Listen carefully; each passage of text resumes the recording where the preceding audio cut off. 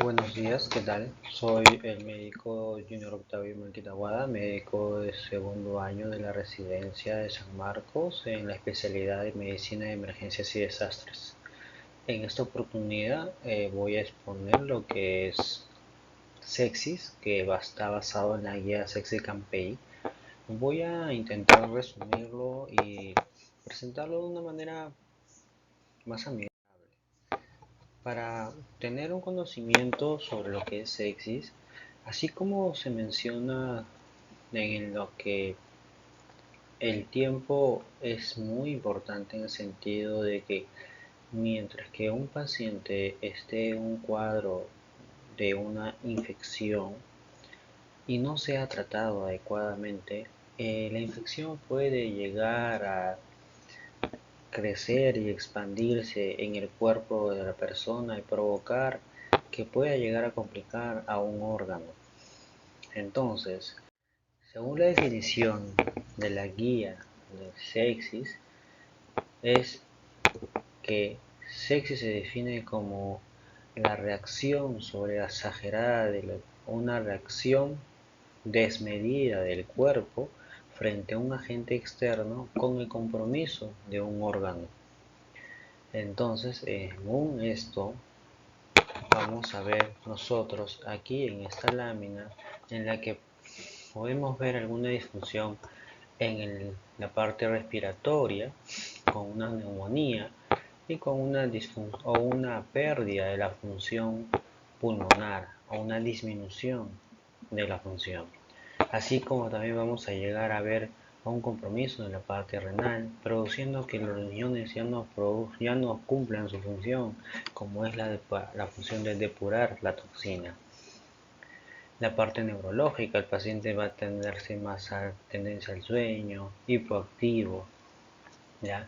Entonces, como vamos a ver, sepsis es un problema sanitario que tiene que ser un abordaje integral, en la que ustedes como la población tienen que saber diferenciar y ustedes como población tienen que ver que un paciente y no en este caso pecar en exceso que en defecto, en el sentido de que si su paciente tiene alguna comorbilidad como sea diabetes, algún tipo de enfermedades que produzca un cierto inmunodepresión o que su sistema de defensa del paciente sea bajo, va a tener mayor predisposición a que la infección se exacerbe más. Entonces, nosotros como personal de salud tenemos que orientarnos en el sentido de que nosotros vamos a tener que hacer un abordaje integral. Hay una triada fundamental en la que consiste básicamente de la detección precoz, administración de hemodinámico o resucitación hemodinámica, con lo que consiste en una fluidoterapia, administración de tratamiento. En este tipo de pacientes nosotros, si hay un agente externo que está provocando esta reacción sobre medida del cuerpo, tenemos que iniciar terapia antibiótica. ¿Ok? Entonces, ¿cómo ustedes como población se podrían dar cuenta para más o menos saber si su paciente tiene algún tipo de sepsis o está en caminos de tener sepsis? Entonces hay parámetros muy fáciles que no necesitan ningún tipo de laboratorio, como son el parámetro de Quizoffa, en la que vamos a ver tres puntos fundamentales. La parte respiratoria, en la que el paciente va a tornarse con una respiración, va a tornarse agitado, con una frecuencia respiratoria más de 22. En la parte neurológica, nosotros vamos a tener pacientes que tienen somnoliento, con tendencia al sueño, no llega a articular bien las palabras, el paciente no está orientado, el paciente eh, ya no responde adecuadamente al llamado, en lo que es por tercer ítem, en lo que es la presión arterial. Si ustedes como población tienen un tensiómetro digital o saben tomar la presión, nos ayudaría mucho en el sentido de que ustedes viendo una presión sistólica por debajo de 100 ya es un punto más a favor del Quizoffa de 3 puntos. Otro score utilizado en este tipo de enfermedades o en este tipo de o uno de los criterios de sepsis o infecciones es el escala de News 2. La escala de News 2 consta básicamente de 7 parámetros. Dentro de ellos vamos a ver el parámetro de la frecuencia respiratoria, que es algo que ya lo vimos, la saturación, que también es algo que ya lo vimos, y en este caso si el paciente varía la saturación del paciente normal con un paciente que ya tiene un compromiso respiratorio crónico. Otro, si es un paciente que es dependiente o no de oxígeno. Y otro ítem es la presión arterial sistólica, como ya lo hemos mencionado, la frecuencia cardíaca, en este caso también, tanto la taquicardia como la bradicardia son puntos de tomar importancia. El nivel de conciencia, ¿ya? Y la temperatura, tanto la hipotermia como la hipertermia son puntos de corte para ese tipo de score. ¿Y para qué nos sirve esto? Entonces, si es que nosotros encontramos estos tipos de parámetros en nuestro paciente, ya hay que tener alerta y hay que estar al tanto de cómo vaya yendo su paciente.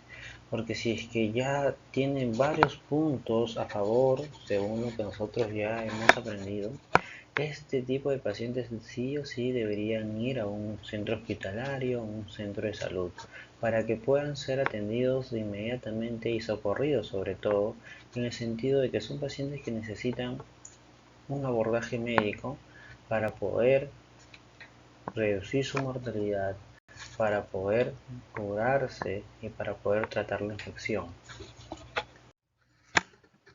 Ok, una vez haber tratado o identificado que el paciente tiene algún tipo de infección o sepsis o con algunos puntos de score básicos, nosotros como personal médico vamos a usar muchos parámetros para ver qué compromiso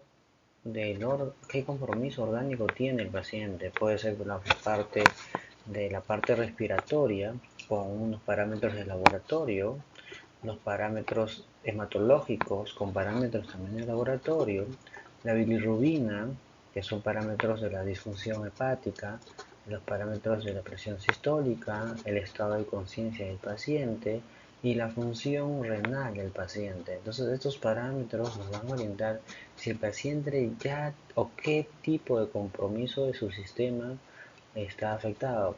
Puede ser, como mencioné, respiratorio, hematológico, hepático, endotelial, neurológico y renal. Entonces, nosotros haber detectado algún tipo de alteración de un órgano diana, nosotros vamos a ver y a poder atender y socorrer al paciente. Ahora, ¿y cómo nosotros como personal de salud vamos a atender a su paciente? Son en 3 puntos fundamentales.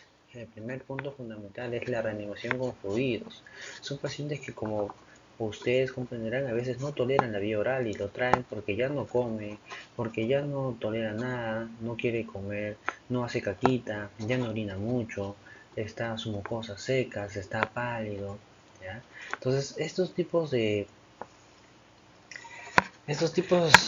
estas características que ustedes van a encontrar en su paciente nos orientan a nosotros como personal de salud que son pacientes que necesitan mucha fluidoterapia, ¿ya? Acá nosotros, para iniciar fluidoterapia, nosotros tenemos que tener cautela en el sentido de que según la guía de Sepsis Campaign me recomienda en 30 cc por kilo durante las primeras 3 a 6 horas, pero hay múltiples estudios que han demostrado que este tipo de fluidoterapia no es la óptima y normalmente los bolos están recomendados. ¿En qué consisten los bolos? Es administrar en una cantidad considerable de 200 a 300, de 300 a 500 mililitros de cloruro al paciente de manera precoz para ver cómo su paciente va a responder a la fluidoterapia. Y entonces, una vez visto este tipo de respuesta, vamos a ver si es respondedor a fluido o no. Y si no fuese respondedor, su paciente va a iniciar un tratamiento complementario para que mantenga una presión óptima. Y en este tipo de casos usan algún tipo de vasopresor, una droga que al final y al cabo va a hacer que la presión se mantenga en rangos normales. Y lo más importante es la terapia antibiótica, ya que si tiene alguna infección nosotros tenemos que erradicar con la terapia antibiótica el agente que le esté provocando. Ya más adelante vamos a ver si es un germen comunitario o un germen hospitalario, porque esto varía mucho en la terapéutica y el enfoque que nosotros tenemos que usar.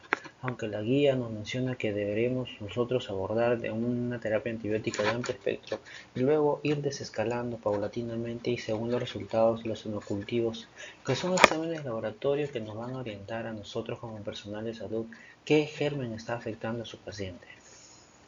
Y determinar la causa como tercer ítem o pilar es obviamente uno de los fundamentales. Si es un cuadro respiratorio, determinar o si es un cuadro abdominal con un proceso intestinal o un cuadro de las vías urinarias. Entonces el tratamiento de soporte, como ya les había mencionado, es la fluidoterapia, es uno también de los pilares. Y como si no es responder a la fluidoterapia y si su paciente no se estabiliza con fluidos, nosotros ya debemos usar algún vasopresor que ya los he Luego el oxígeno que nosotros tenemos que darle si hay un compromiso respiratorio, el control de glucosa si es un paciente diabético y necesitamos nosotros controlar en rangos normales, mantener soporte ortostático. Si su paciente tiene un tipo de anemia severa que predispone que las infecciones sean más fuertes, entonces nosotros como personal debemos llevarlo a una hemoglobina dentro de lo aceptable para poder que su paciente llegue a poder defenderse de manera óptima. Entonces, la profilaxis también es uno de los antibióticos. Si es un paciente que, por ejemplo, tiene una cardiopatía de base o algo que predispone que formen algunos coágulos, nosotros tenemos que dar algún tipo de profilaxis para que evitemos algún tipo de trombos. Profilaxis de úlceras, o sea, si es un paciente que tiene alguna predisposición de gastritis crónica o algo parecido. Y la nutrición también es uno de los pilares en el sentido de que si su pacientito no tolera la vía oral, nosotros estamos en la obligación de colocarle una sonda nasogástrica y poder nutrir a su paciente, ya que este tipo de pacientes están bajo mucho estrés, bajo mucho consumo, porque su organismo intenta defenderse y su reserva nutricional ya está agotada para llegar a este punto. Entonces nosotros tenemos que darle una nutrición para que puedan tener algún tipo de soporte y poder recuperar. Entonces los objetivos a la hora es el nivel de lactato que nos va a orientar si su paciente está respondiendo o no. En cultivos, haber tomado, inicio de antibióticos y los fluidos que ya les he mencionado. Y entre las 3 primeras horas nosotros tenemos que mantener una homeostasis en el sentido que tenemos que mantener una presión óptima en su paciente y ver los niveles de el cumplimiento de la terapia que nosotros lo vemos con el lactato. Y a las 6 horas ya nosotros haber determinado cuál es el cuadro de la infección que ha exacerbado y ha descompensado a su paciente.